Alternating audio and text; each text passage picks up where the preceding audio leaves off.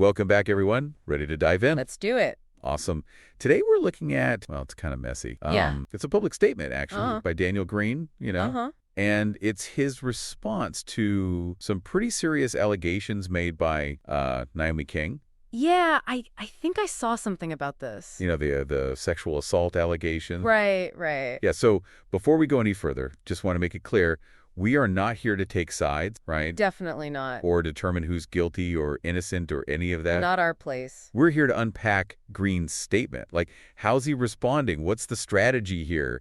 Yeah, the language, like what's he actually saying and how's he saying it? Exactly. This is one of those situations where, like, we got to break. Oh, absolutely. These are serious allegations. Yeah. And, we can't just gloss over that. Yeah. But at the same time, it's just one statement in what could be a very, very long and complicated story. Exactly. And we're not, dismissing the impact that these accusations can have. This is heavy stuff. Yeah. So let's just get into it. Like, okay. What is Greene actually saying here? Okay. He claims that the encounter with King was consensual. Okay. He says that they had an affair, that his then girlfriend, who is now his fiance, oh, wow, took years to get over. Oh, okay. And he says he has clear and convincing evidence to prove it. Clear and convincing evidence. Interesting. Oh, and he's planning to sue King for defamation. The whole thing. Okay, there's a lot to unpack there. I mean, first of all, that phrase, clear and convincing evidence, like, that is powerful language. It is. But we're not in a courtroom here. Right. He's speaking to the public. And that kind of language, I don't know, it creates this sense of authority. Yeah. Almost like he's already won the case. Yeah. It's like he's trying to control the narrative before it even gets started. Exactly. Like, get out ahead of him. And then there's that part about King launching a campaign against him. Oh, yeah, I mean, think about that. Right. Framing it that way makes him the victim of some kind of, I don't know, calculated attack. Right. It shifts the focus, Totally. away from the allegations themselves. It almost feels manipulative, doesn't it? Yeah, it's strategic, for sure. It really makes you think about how language is being used here. It does. I'm kind of struggling with this whole, like, how he can say he has clear and convincing evidence. Yeah. But then also talk about, my truth.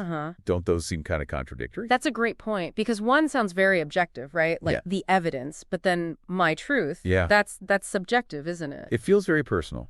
It is, and that's interesting because it shows how he's trying to blend, like, legal strategy. Oh, I see. Like, with his own personal narrative, Yeah. My truth that appeals to emotion. Makes you want to side with him almost. Right. But then the clear and convincing evidence. That's aiming for logic.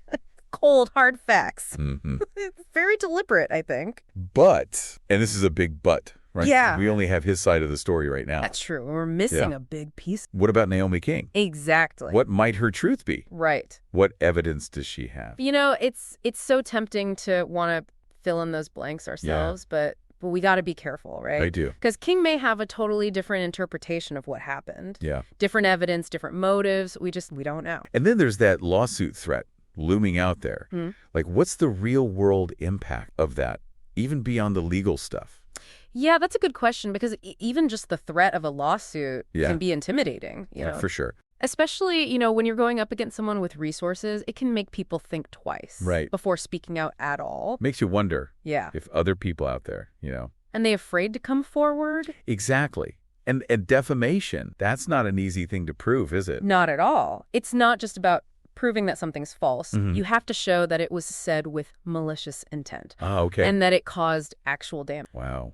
And in a case like this, where it really comes down to he said, she said, you're basically arguing about consent. Right. Which is good luck proving that definitively. So, what we've done here, I think, is we've started to peel back the layer of this one very carefully constructed statement. We have. We've seen how language is being used. We've thought about the legal side of things, but it's important to remember it's just one piece of a much, much bigger picture. Yeah, exactly. Yeah. And as this story unfolds, and we will be following it, I think the thing to remember is... this is not the only story like this. Right. So as you encounter other stories like this, think about it. Look beyond the surface. Ask yourself, whose voices are we hearing? Yeah. Whose are missing? And how might that be shaping the narrative we're consuming? That is a great point to end on. I think we all need to think about that. I think so, too. Okay, well, that's our deep dive for today. Thanks for having me. Join us next time for another deep dive. See ya then. See ya, too.